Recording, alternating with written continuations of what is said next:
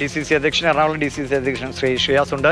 ശ്രീ ഷിയാസ്, വളരെ ഗുരുതരമായ ഒരു പ്രശ്നമായി നിലനിൽക്കുകയാണ്. എത്രയും വേഗം അതിന് പരിഹാരം കണ്ടെത്താനുള്ള ശ്രമങ്ങൾ ഉണ്ടാകണമെന്ന് എല്ലാവരും പറയുന്നുണ്ട്. പക്ഷേ ശ്രമം ഇട്ടുണ്ടാകുന്നില്ല. അതിനിടയിലാണ് സമസ്തയൊക്കെ ഇത്തരം നിലപാടുമായി രംഗത്ത് വരുന്നത്. സമസ്തയുടെ നിലപാട് അത് കാര്യങ്ങൾ പഠിക്കാതെയുള്ള നിലപാടാണ്. ഞങ്ങൾ വളരെ കൃത്യമായി അക്കാര്യത്തിൽ സർക്കാരിന്റെ ഇടപെടൽ പെട്ടെന്നുണ്ടാകണമെന്നുള്ള ആഗ്രഹമാണ് തുടക്കം മുതലേ പ്രകടിപ്പിച്ചത്. എല്ലാവരും അത് തന്നെയാണ് പ്രകടിപ്പിക്കുന്നത്.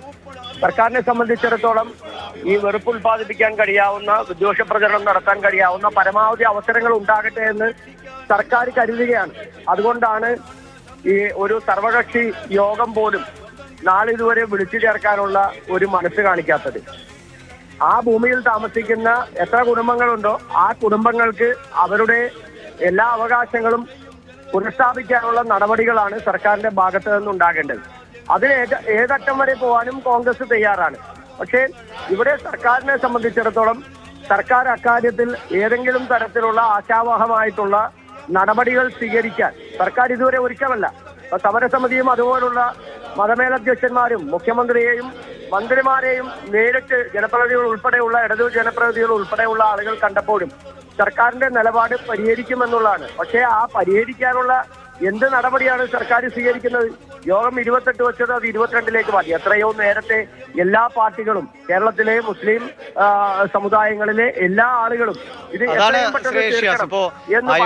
തെരഞ്ഞെടുപ്പ് ഒരു ഭാഗത്ത് നടക്കട്ടെ. ഇത് ജനങ്ങളുടെ വളരെ വലിയ പ്രശ്നമല്ലേ? തെരഞ്ഞെടുപ്പ് ഒരു ഭാഗത്ത് നടക്കട്ടെ. അതിനെ സ്വാധീനിക്കുമോ എന്ന ആശങ്കയൊക്കെ മാറ്റി നിർത്തിക്കൊണ്ട് എത്രയും വേഗം ആളുകളുടെ ഈ പ്രശ്നം പരിഹരിക്കാൻ അത് ഇന്ന് തന്നെ സാധ്യമാകുമെങ്കിൽ അതിലൊരു യോഗം വിളിച്ച് ചർച്ചകൾ നടത്തി, അല്ലെങ്കിൽ ഈ സമരത്തിലിരിക്കുന്നവർ എത്ര ദിവസമായി, ഒരു മാസം, അങ്ങേക്കും അറിയാവുന്നതാണ്, ഒരു മാസം കഴിഞ്ഞ് സമരം ചെയ്യണം. അപ്പോഴാണ് ആ സമരത്തിന് പിന്നിൽ റിസോർട്ട് മാഫിയ എന്ന ആരോപണമൊക്കെ സമസ്ത ഉന്നയിക്കുന്നത്. എന്തിനാണ് ഈ നീട്ടിക്കൊണ്ടു പോകുന്നത്? അതിന് പ്രതിപക്ഷത്തിന്റെ ഭാഗത്തുനിന്ന് കുറച്ചും കൂടി ശക്തമായ ഇടപെടൽ, വേഗത്തിൽ പരിഹാരം കണ്ടെത്താനുള്ള ഇടപെടൽ കൂടി വേണ്ടതല്ലേ? ഇതുപോലുള്ള അവസരങ്ങൾ ഉണ്ടാകും. ഇതുപോലെ ആളുകൾക്ക് പലവർക്കും പുറത്തുനിന്ന് പറയാനുള്ള അവസരം ഉണ്ടാക്കി കേരളത്തിൽ നിലനിൽക്കുന്ന സാമുദായിക ഐക്യത്തെ, അന്തരീക്ഷത്തെ തകർക്കും എന്നുള്ളത് ഞങ്ങൾ തുടക്കത്തിലേ പറഞ്ഞതാണ്. പ്രതിപക്ഷ നേതാവും ഹൈബി ഈഡനും ഞാനും ഉൾപ്പെടെയുള്ള വലിയ റാലിയും പൊതുസമ്മേളനവും നടത്തി. വൈപ്പിനിൽ ഈ സമരം തുടങ്ങുന്നതിന് മുന്നോടിയായി, ഈ സമരം തുടങ്ങുന്നതിന്റെ ഒരാഴ്ച കാലം മുമ്പ് ഞങ്ങൾ നടത്തിയ സമരമുണ്ട്. ആ സമരത്തിൽ ഞങ്ങൾ ഇത് വളരെ കൃത്യമായി പറഞ്ഞതാണ്. പക്ഷേ ഇവിടെ BJPയും സംഘപരിവാറും ഉൽപ്പാദിപ്പിക്കുന്ന ഈ വിദ്വേഷ പ്രചരണം, അതിനേക്കാൾ ഭയാനകമാണ് CPMന്റെയും സർക്കാരിന്റെയും ഇന്നത്തെ നിലപാടെന്ന് പറയുന്നത്. അത് ഗുരുതരമാണ്. നാളുകളിൽ കേരളത്തിന്റെ സാമുദായിക അന്തരീക്ഷത്തെ തകർക്കാൻ ഉപകരിക്കുന്ന തരത്തിലേക്ക് ഇന്ന് CPM കൂടി BJPയോടൊപ്പം ചേരുകയാണ്. ഈ നിലപാട് കേരളത്തിലെ പ്രബുദ്ധരായ ജനങ്ങൾ ആലോചിക്കണം. അങ്ങനെ ഇപ്പൊ CPM BJP അല്ലെങ്കിൽ ആ നിലയിൽ ഇത് ഉപയോഗപ്പെടുത്തുന്നു എന്ന് പറയുന്നു. അതേ നിലയിലാണ് ഇപ്പോൾ സമസ്ത ഇങ്ങനെയൊരു നിലപാടെടുത്തുകൊണ്ടൊരു ലേഖനം പ്രസിദ്ധീകരിക്കേണ്ട സാഹചര്യം. കാരണം ലീഗ് പോലും വേണ്ട നടപടി എടുക്കുന്നില്ല. അത് വഖഫ് ഭൂമി തന്നെയാണ്, അവർക്ക് വേറെ ഭൂമി കണ്ടെത്തി നൽകണമെന്നൊക്കെ സമസ്തയും പറയുകയാണ്. സമസ്തയുടെ നിലപാട് കാര്യങ്ങൾ പഠിക്കാതെയാണ്. എങ്ങനെയാണ് വഖഫാവുന്നത്? ആളുകൾ ഈ ഭൂമി കൊടുക്കുന്ന കാലഘട്ടം മുതൽ അവിടെ താമസിക്കുന്ന ആളുകളുണ്ട്.